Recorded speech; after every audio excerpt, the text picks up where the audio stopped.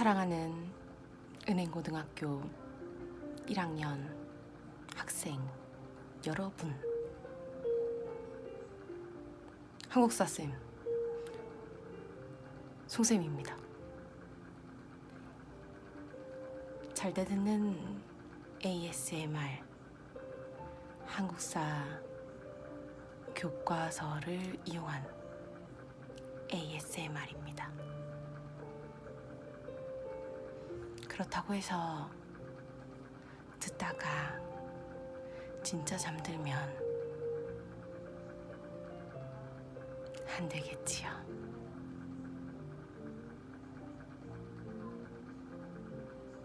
공부할 때 쓰라고 만드는 거니까 진짜로 자면 뒤져요. 그럼 시작해볼까요?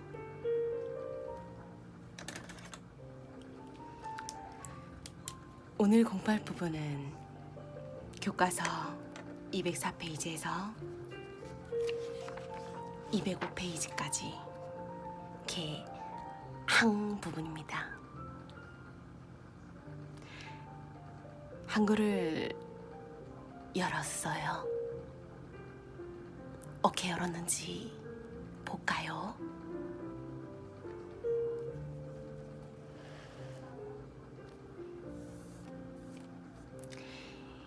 제목은 불평등 조약을 체결하고 개항하는데 생각을 여는 이야기부터 한번 보죠. 강화산성 서문 건너편에 있는 연무당이라는 곳에서 강화도의 병사들이 훈련하던 곳인데 1876년 강화도 조약이 최종 조인되게 됩니다. 그래서 강화도 가보시면 연무당 그 터가 있어요. 네, 그리고 거기 가보시면 이곳이 개항을 당한 곳이구나 라고 생각하시면 되겠습니다. 무력을 앞세운 일본에 의해 개항한 조선은 서구여관과 차례로 불평등 조약을 체결하고 개항하게 됐는데 문제점이 뭘까를 물어보고 있네요. 강화도 조약의 체결 모습을 상상하러 그린 그림이고요. 교과서에 있으니까 한번 보시면 되겠습니다. 자, 어쩌다가 개항하게 됐는지부터 얘기해 볼까요? 근데 음악이 조금 큰 것 같아요.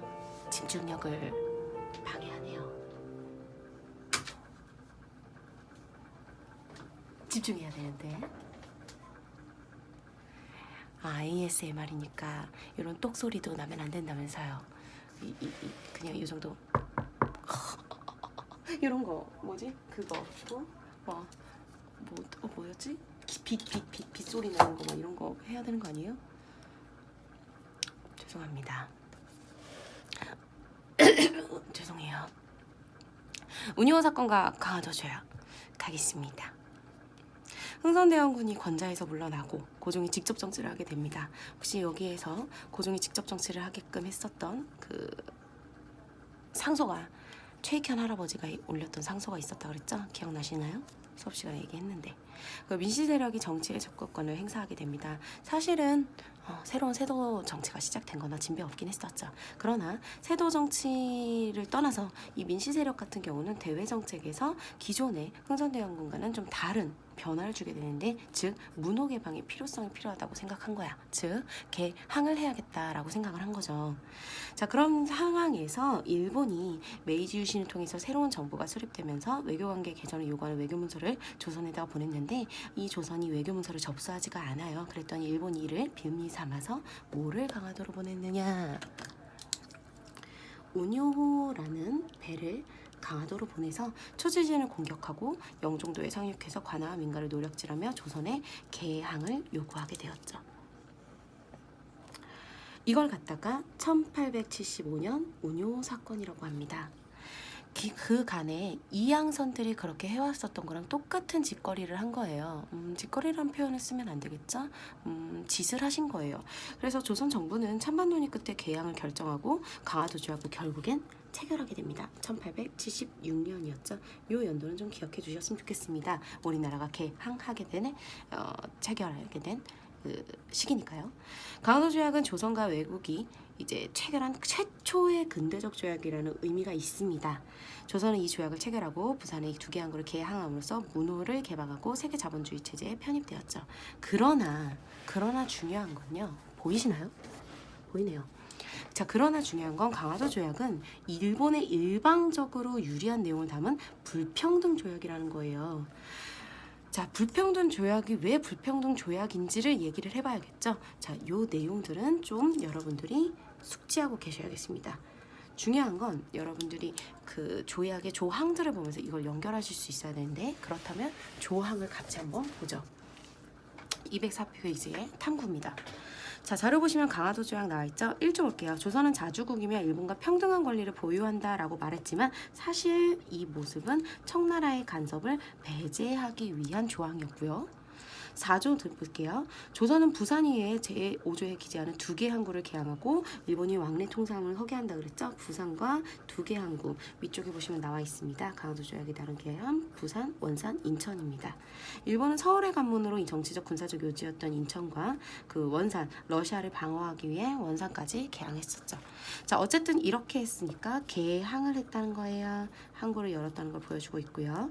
5조 보시면 요 경기 청청, 전라, 경상, 함경 5도의 연해 중 통상에 편리한 항구 2개소를 선택한 후 지명을 지정할 것이다 라고 얘기했고요. 이건 역시 개항이 들어갑니다. 자, 중요한 거는 7조와 10조입니다. 여러분들이 공부하실 때 7조, 10조의 뜻은 확실하게 기억해 주셔야 되는데, 첫 번째, 조선의 연해 도서는, 도서라는 건 섬을 말하는 겁니다. 섬.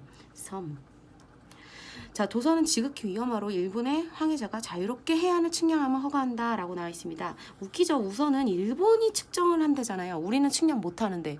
그것도 우습고요.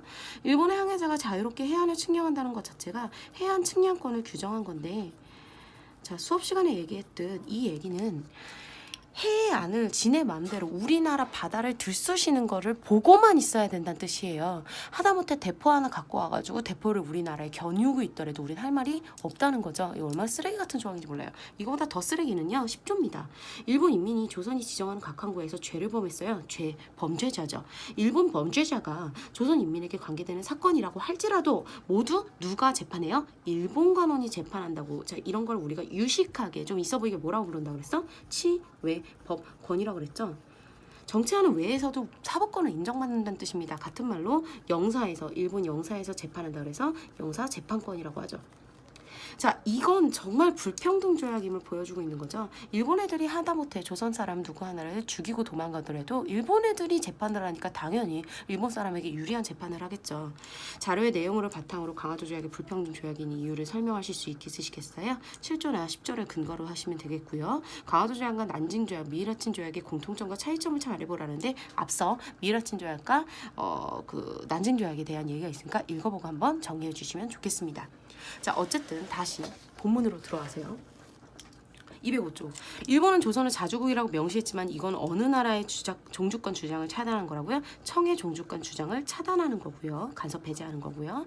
조선의 연안에 대한 측량권과 치해법권을 인정받아 주권을 침해한 거죠. 해안 측량권과 치해법권을 인정받은 거죠. 주권을 침해한 겁니다. 부속 조약인 수호족의 불효과 조율 무역 규칙을 매기면서 경제적 침탈도 엄청나게 하게 되는데, 요건 경제 가서 한 번 더 얘기하겠습니다.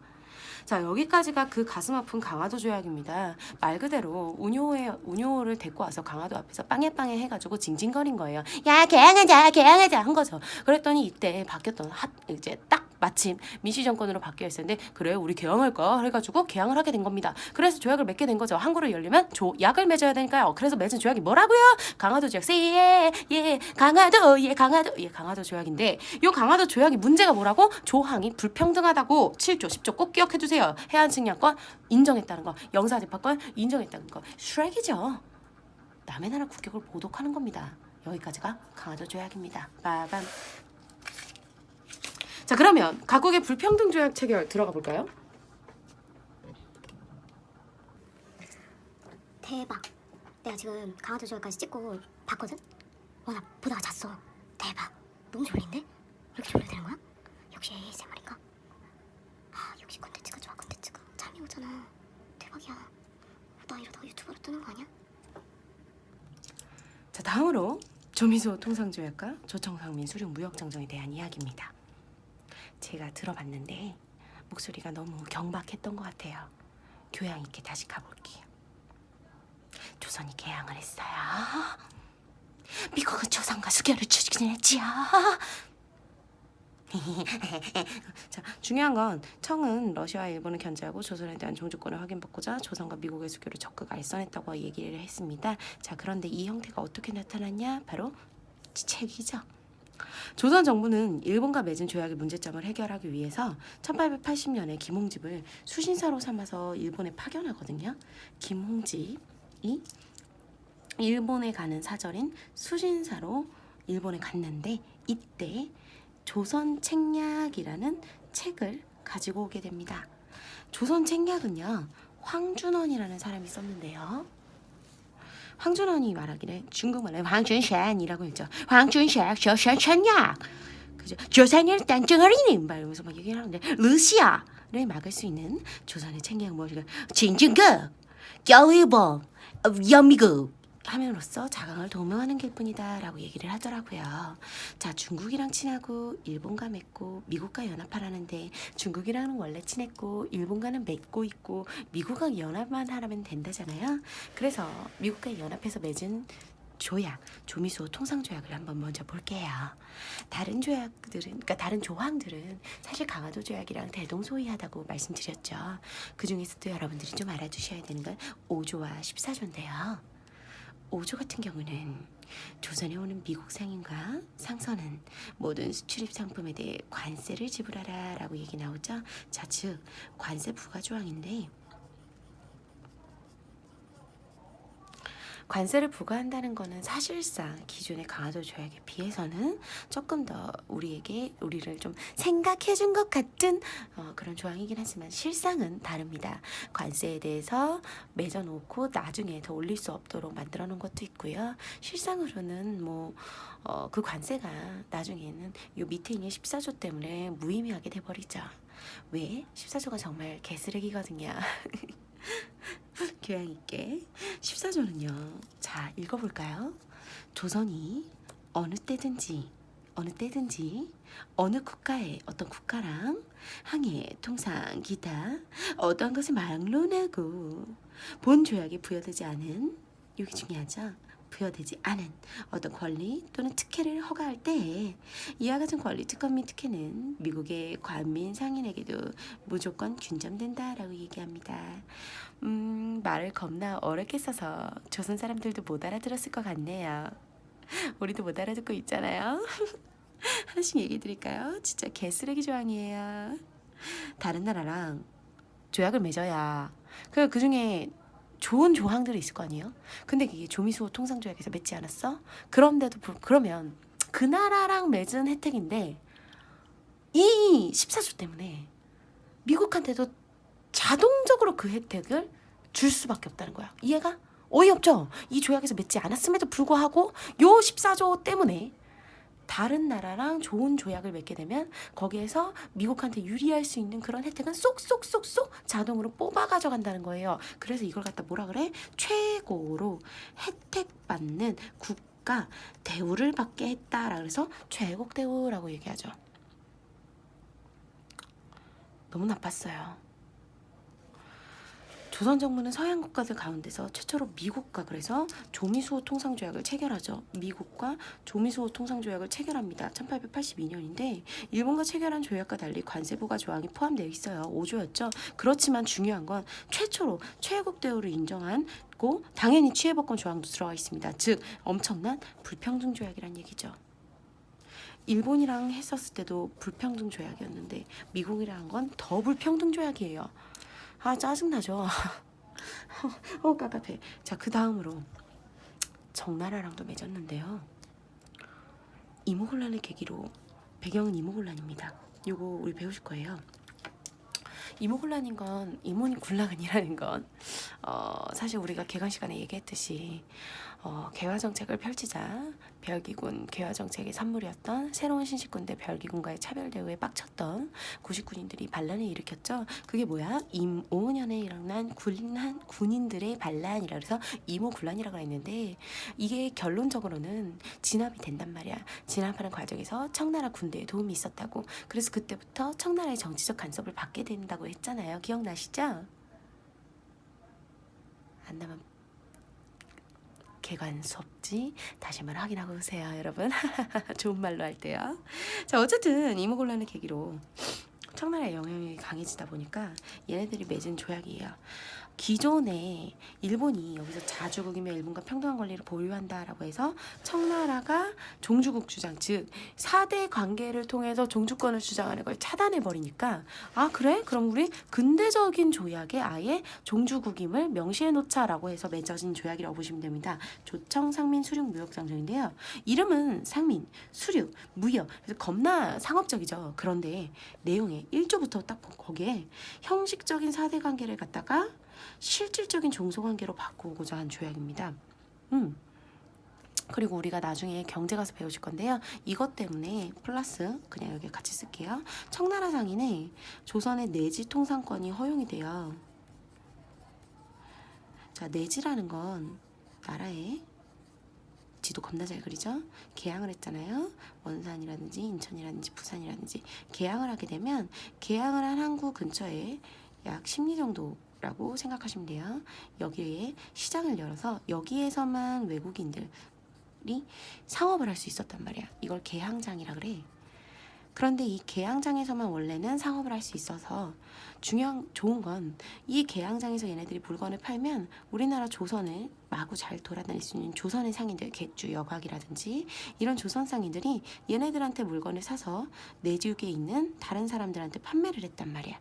즉 이후 개항장 무역은 우리나라의 조선의 상인들이 중개무역을 통해서 상업을 유지할 수 있게끔 만들어줬었는데 요 조청상민 수륙 무역장전으로 내지 통상권이 주어지게 되면서 쉽게 말하면 개항장 밖으로까지 나갈 수 있게 됐다는 거예요. 청나라 상인들은. 근데 문제는 치해복권과 체해국대우가 인정되기 시작했잖아요. 그럼 다른 나라도 요 내지 통상권을 갖게 되죠. 우리나라 중개 상인들에게 큰 타격을 입히게 돼서 상인들의 삶이 굉장히 어려워지게 되고요. 조선의 상업은 자연스럽게 붕괴되게 되죠. 상인들이 엄청 힘들게 됩니다. 자, 이게 조청상민 수륙 무역장정이에요. 역시나 불평등 조약이죠. 이거 말고도 굉장히 많은 불평등 조약을 체결하게 됩니다. 오늘을 개방했지만 역시 개항을 당한 거죠. 그래서 결론적으로 꼭 기억해 두세요. 미국 같은 경우는 조선 청약 때문에 맺게 됐다는 거. 조미소 통상 조약을 맺게 됐는데 관세부가 조항과 체해국대우를 인정했다는 거 꼭 기억해 두시고요. 청나라랑 맺은 거는 조청상민 수륙 무역장정이라고 했죠. 이 조청상민 수륙 무역장정에서는 형식적인 4대 관계를 실질적인 종속관계로 바꾸려고 했다는 거 알아두시면 되겠어요. 잠들었나요? 잠들었나요? 잘 자요. 굿밤.